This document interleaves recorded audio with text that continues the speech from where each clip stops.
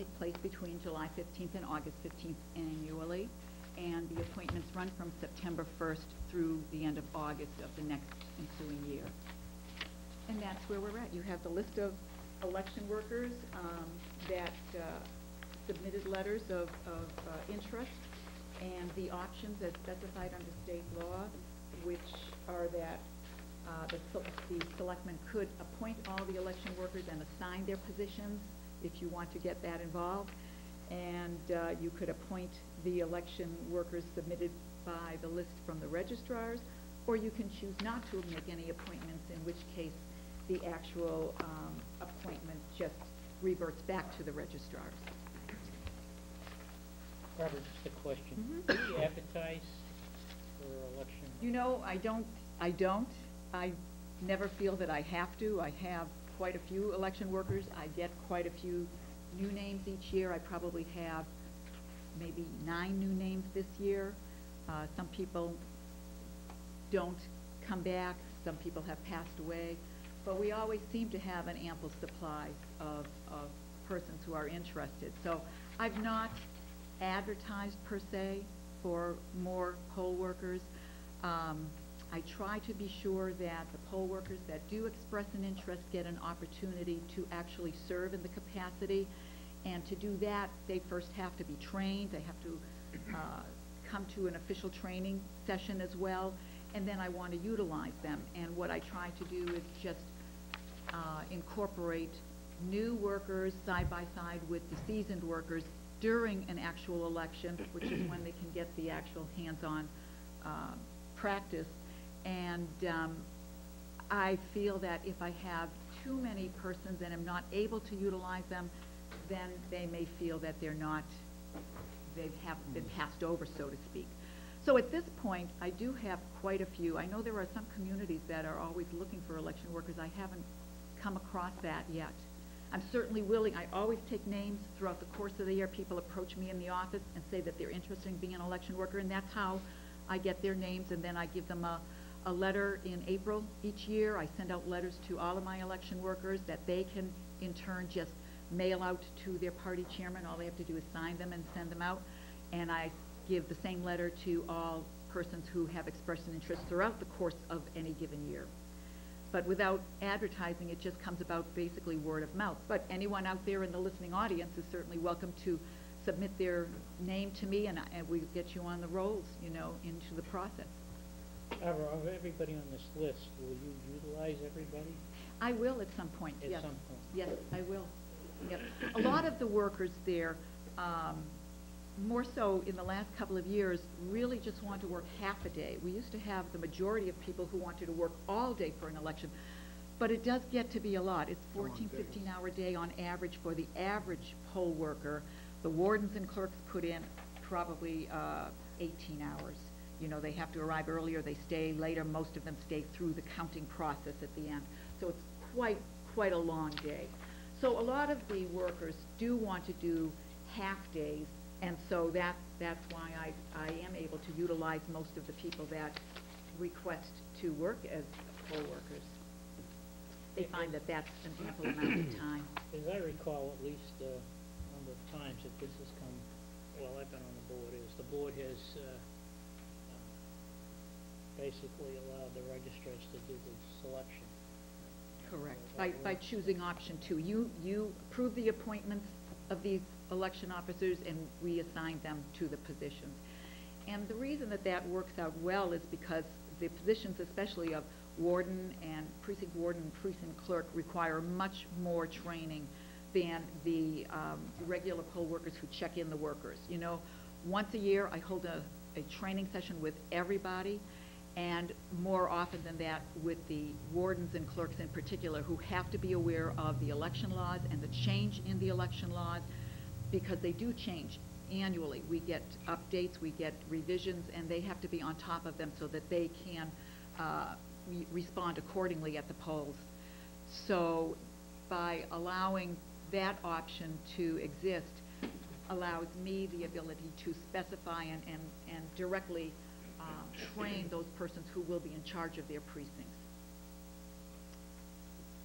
Okay, well, Yeah, that's how it's shown, but, Mr. Chairman, I'll be abstaining. I have a family member who's on the list under the sign of a D, Democrat, in case you want to, that's looking to be appointed, so I will not be participating in the discussion, or will I be, voting If on we that. took the person off the list, you could then vote. Yes, you could. But she certainly shouldn't be penalized because of her relationship to me. Let's leave them on. There's no choice. No choice in the matter. Is everyone So would the record show? in support of the past practice? Yes. I do have a couple Yes, of yes. questions, Yes. okay? Is there a maximum number you can have on this list? No, absolutely not. Is there any requirement that the distribution, Republican, Democrat, unenrolled, be an even amount? Yes, there is. You should have an even base of both parties represented at each precinct, as well as then you can utilize up to 1/3 of the unenrolled voters as well. We do our due diligence in doing that. I apply that faithfully, especially in the positions of precinct warden and precinct clerk. There must be one of each party so that they balance each other. And then that's why you see them divided by party representation. When I set up my schedule of workers, I try to have Democrat, Republican, unenrolled, through that course. Now, that being said, that's how we start out.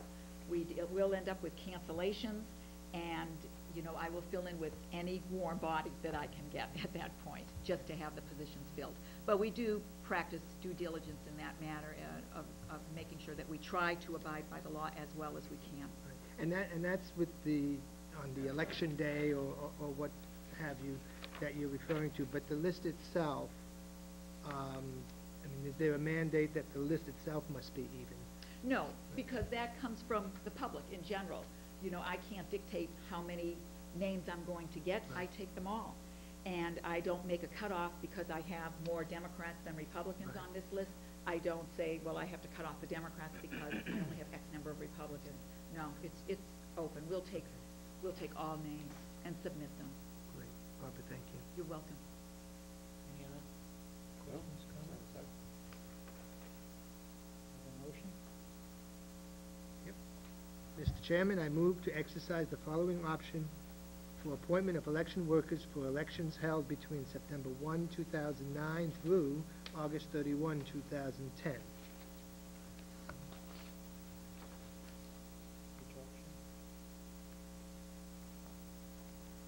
option? Appoint election officers from the list submitted by the registrars as recommended by the registrars. Option 2. Option 2. Okay. Second. I have a motion, second by Mr. Vina. Second. All in favor? Aye. Opposed? Abstentions? Abstain. 4-0-1. Thank you. And I just want to thank the election workers again. They do perform a very good service for the town. They're all very faithful to the election process, and they come to all the training sessions. They take their jobs very, very seriously, and the town is truly indebted to them. So I just want to make sure that everybody recognizes their diligence and their efforts. Yes, So, thank you. okay, Thank you're you. welcome. Thank you, gentlemen.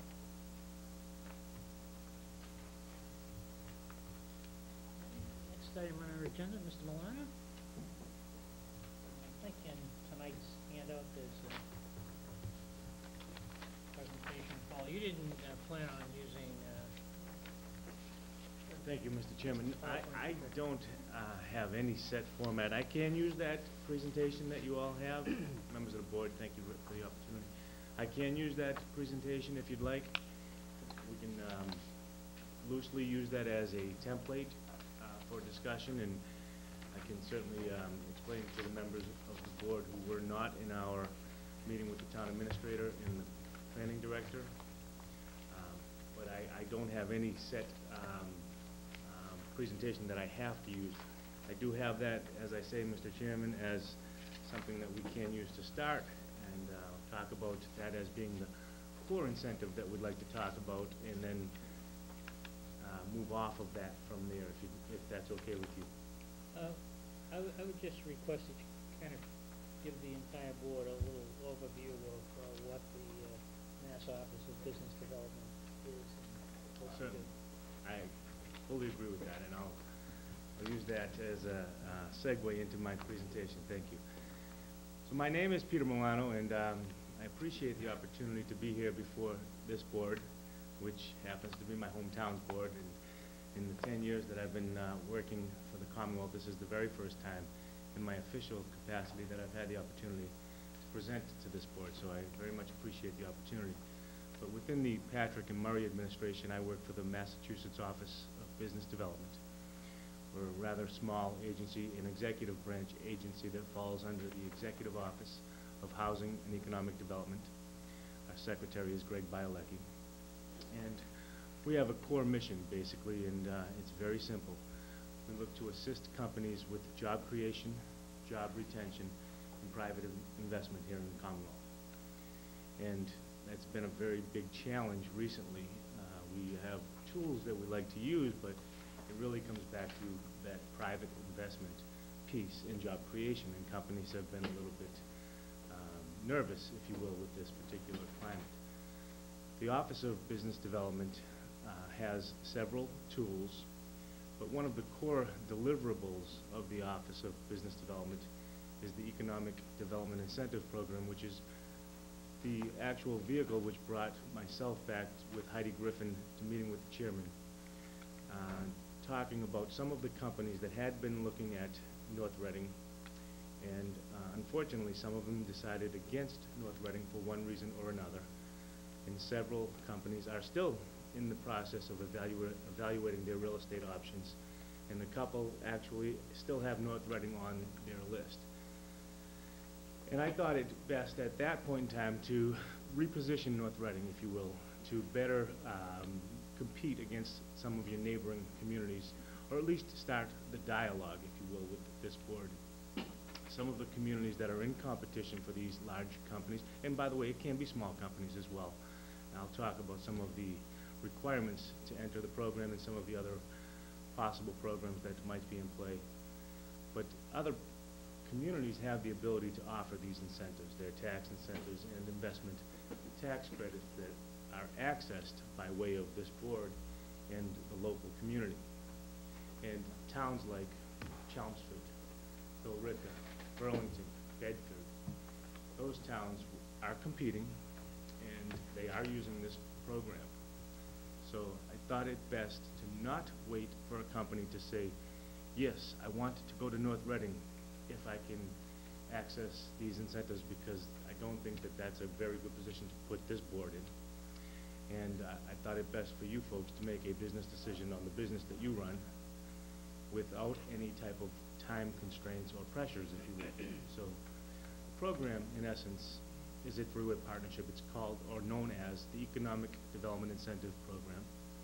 And the way the program works is this. A three-way partnership is formed between an expanding business, the municipality, and the state, with each part of the partnership agreeing to bring something forward. The company agrees to a capital expenditure, and the company agrees to net new jobs in the Commonwealth. So those are the two things that a growing company agrees to provide to North Reading. They agree that they're going to spend money in your town, and they agree that they're going to provide new jobs, not only in your town, but in the state, which means that they can't move from Wilmington to North Reading, take those jobs. That doesn't allow them entrance into the program. It has to be net new to the Commonwealth. The second part of the three-way partnership is your town, the town, and the town's contribution to the program is the town agrees to provide real estate tax relief based on the increased value that that capital expenditure creates. And I'd like to slowly explain that because it's been miscommunicated over the years as a tax break or abatement or what have you. It's real estate tax relief that will only happen if there's a capital expenditure. So let's say, for the sake of discussion, that a company agrees to move to North Reading and acquire a parcel. And by the way, this doesn't have to be an acquisition. It can be a leasehold improvement as well. But if that parcel is being assessed at $1 million, and a company comes in and acquires the property and spends another $1 million, and our assessor is not gonna like me for using this example